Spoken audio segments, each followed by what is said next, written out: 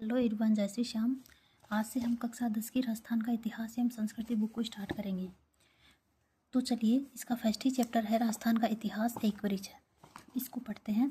1949 ईस्वी से पूर्व राजस्थान नाम से किसी भौगोलिक इकाई का अस्तित्व नहीं था। यानी कि 1949 से पहले राजस्थान नाम से कोई राज्य या भौगोलिक इकाई कुछ नहीं थी।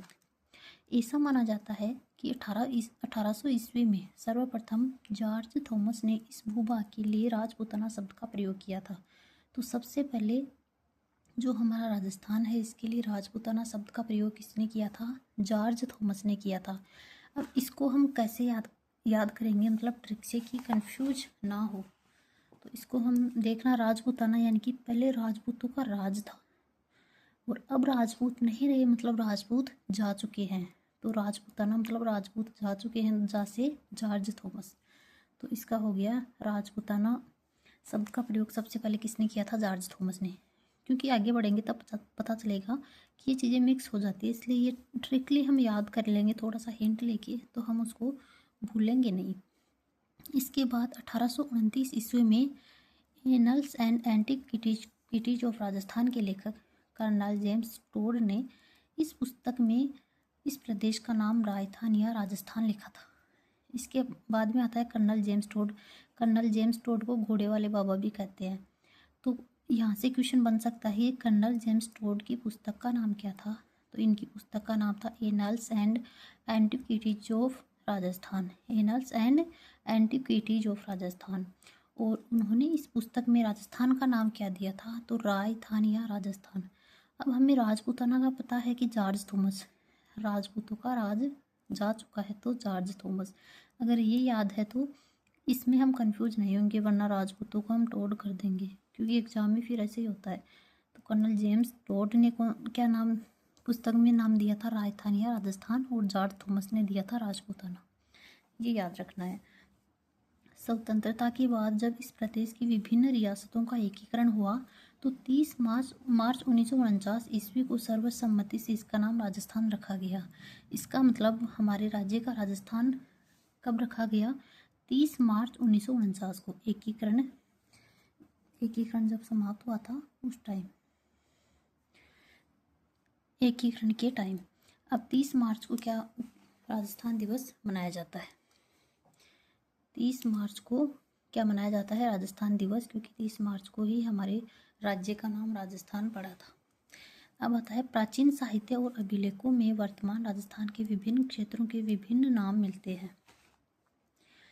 कुछ क्षेत्र उनकी भौगोलिक विशेषताओं पर और कुछ क्षेत्र वहाँ बसी जातियों के नामों से जाने जाते थे। राजस्थान के क्षेत्रों के प्राचीन नामों में जिनका उल्लेख ऋग्वेद में भी आया है। तो ये क्वेश्चन भी आया हुआ है कि सबसे पहले राजस्थान के विभिन्न प्राचीन नामों का उल्लेख, सबसे पहले इनके विभिन्न भागों का जो प्राचीन नाम थे उनका उल्लेख कहाँ मिलता था? तो ऋग्वेद में मिला था। ये क्वेश्चन किसी टेस्ट में दिया था एक बार। मरु, धन्व, जांगर, मत्स्य, सूरसेन आदि है। मरु और धन्व दोनों का अर्थ एक ही है और इनका प्रयोग जोधपुर संभाग के मरुस्थल के लिए हुआ है। तो मरु या धन्व प्रदेश क्या है? जोधपुर से संबंधित है। इस टाइप से क्वेश्चन आ जाए। जोधपुर पहले मरु फिर मरुवार कहलाता था और कालांतर में से मारवाड़ कहा जाने लगा। इसका मतलब जो जोधपुर वाला हिस्सा है वो जोधपुर संभाग क्या है? मारवाड़ के नाम से जाना जाता है। जांगल शब्द का प्रयोग उस क्षेत्र के लिए किया जाता है जहाँ समी, केर या पिल्लू आदि होते हैं। तो समी, केर या पिल्लू का संबंध किससे है? जांगल प्रदेश से। यहाँ से भी क्वेश्चन बना हुआ है। इस टाइप से क्वेश्चन अंदर से निकलते हैं और ये हमें कोई नोट्स बुक्स में कहीं नहीं मिलते, मतलब कोचिंगों के जो नोट्स वगैरह होते हैं ऐसी चीज़ों में ये इस टाइप के क्वेश्चन हमें कहीं देखने को मिलते हैं जो इन बुक्स के अंदर से आसानी से मिल जाते हैं, इसलिए इनको पढ़ना बहुत ज़रूरी है। बीकानेर और नागौर व आसपास का क्षेत्र जांगल देश कहलाता था। बीकानेर और उसके नागौर के आसपास का क्षेत्र जांगल देश कहलाता था। मत्स्य, जिसका उल्लेख महाभारत में एक राज्य के रूप में हुआ है, वह जयपुर, अलवर और भरतपुर तक विस्तृत था। तो मत्स्य जो क्षेत्र है वो कहाँ तक विस्तृत था? जयपुर, अलवर और भरतपुर तक। इसकी राजधानी विराटनगर थी। तो ये क्वेश्चन तो बहुत बार आया हुआ है कि मत्स्य संघ की राजधानी क्या है? विराटनगर है। भरतपुर के मथुरा क्षेत्र से सटे हुए क्षेत्र धौलपुर और करौली के अधिकांश भाग सूरसेन राज्य में सम्मिलित थे। यह भी एक प्राचीन राज्य था। सूरसेन भी एक प्राचीन राज्य था, महाभारत में भी इसका उल्लेख मिलता है। तो इस प्रकार से ये इतना कंप्लीट हो जाता है। फिर नेक्स्ट है कि भौगोलिक विशेषताओं के आधार पर नामित कुछ अन्य क्षेत्र निम्नलिखित हैं। भौगोलिक विशेषताओं के आधार पर और जो क्षेत्र है उनका क्या क्या नाम है। तो सबसे पहले माही नदी के पास का प्रतापगढ़ का भूभाग कांठल कहलाता है। माही नदी इस टाइप से उल्टे यू आकार से बहती है। तो माही नदी का जो किनारा होता है उसको कांठा कहते हैं, और जो प्रतापगढ़ का भूभाग है उसको कांठल कहा जाता है। प्रतापगढ़ के आसपास का जो भाग है उसे कांठल कहा जाता है, क्योंकि माही नदी के किनारे को हम कांठा कहते हैं। क्योंकि यह क्षेत्र माही नदी के किनारे या कांठे पर स्थित है। माही नदी के किनारे पर स्थित होने के कारण इसको कांठल कहा जाता है। 56 गांवों का समूह होने के कारण प्रतापगढ़ बांसवाड़ा के मध्य का भूभाग 56 का मैदान कहलाता है। यहाँ 56 गांवों का समूह होने के कारण इसको 56 का मैदान कहते हैं। इधर वाले भाग को, यहाँ डूंगरपुर, बांसवाड़ा और प्रतापगढ़ से होते हुए माही नदी गुजरती है। तो बांसवाड़ा प्रतापगढ़ वाला जो राइट साइड का हिस्सा है इसको 56 का मैदान कहते हैं, न कि इधर वाले को।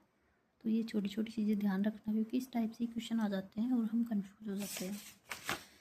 फिर नेक्स्ट है भैंसरोडगढ़ से लेकर बिजोलिया तक का पठारी का क्षेत्र पठारी होने के कारण ऊपरमाल के नाम से जाना जाता था। तो ये क्वेश्चन भी आया हुआ है कि ऊपरमाल का पठार कहाँ स्थित है। तो भैंसरोडगढ़ से बिजोलिया तक के बीच।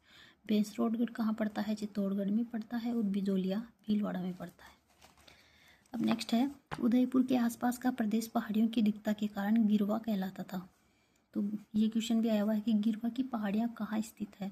तो गिरवा की पहाड़ियाँ उदयपुर के आसपास स्थित है या उदयपुर में स्थित है। जैसलमेर का प्राचीन नाम मांड था। डूंगरपुर बांसवाड़ा क्षेत्र वागड़ कहलाता था। कोटा और बूंदी का प्रदेश हाड़ौती नाम से प्रसिद्ध था। कोटा, बूंदी, झालावाड़ हाड़ौती क्षेत्र हो गया। सीकर, चूरू, झुंझुनू का क्षेत्र शेखावाटी के नाम से जाना जाता था। इस प्रकार से हमारी जो फर्स्ट क्लास थी इसमें यहाँ तक कंप्लीट कर लिया है। हम नेक्स्ट क्लास में इतिहास का काल विभाजन पढ़ेंगे और ट्रिक से याद करवाने की कोशिश करूँगी मैं। आप जिस भी एग्ज़ाम की तैयारी कर रहे हो, चाहे वो फर्स्ट ग्रेड हो, सेकंड ग्रेड हो, रीट हो, सभी के लिए, और अदर भी जो भी LDC वगैरह जो भी एग्ज़ाम है उन सब की अगर आप तैयारी कर रहे हो तो आपको ये 6वीं से 10वीं तक की GK के लिए बुक पढ़ना बहुत ज़रूरी है, क्योंकि यहाँ से क्वेश्चन बुक में से सीधे सीधे क्वेश्चन आते हैं, और इस टाइप के बुक के अंदर जो मैटर दे रखा है वो हमारे नोट्स में भी नहीं मिलती। कोचिंगों के जो नोट्स होते हैं उनमें भी ये मैटर नहीं मिलता। तो पढ़ने का सबसे सही तरीका यही है कि सुनते जाओ और खुद की किताब में लाइन टू लाइन पढ़ते जाओ, और सुन सुन के पढ़ोगे तो चीज़ें अच्छे से क्लियर होगी, अच्छे से समझ में आएगी और अच्छे से याद रहेगी। तो इस प्रकार से हमें सुन सुन के पढ़ना है। और फिर हमारे जो भी नोट्स हैं, क्योंकि जो भी तैयारी कर रहा है सबके पास नोट्स तो होंगे ही होंगे, या और भी अदर मैटर होगा जहाँ से वो पढ़ता है, तो इसमें जो एक्स्ट्रा चीज़ें हमें लगती है वो आप उसी नोट्स के अंदर ऐड कर लो, ताकि हमें फिर बार बार बुक को ना पढ़ना पड़े, नोट्स के साथ ही हमारा मैटर कंप्लीट हो जाए। तो मिलते हैं नेक्स्ट वीडियो में, तब तक के लिए जय हिंद, जय भारत।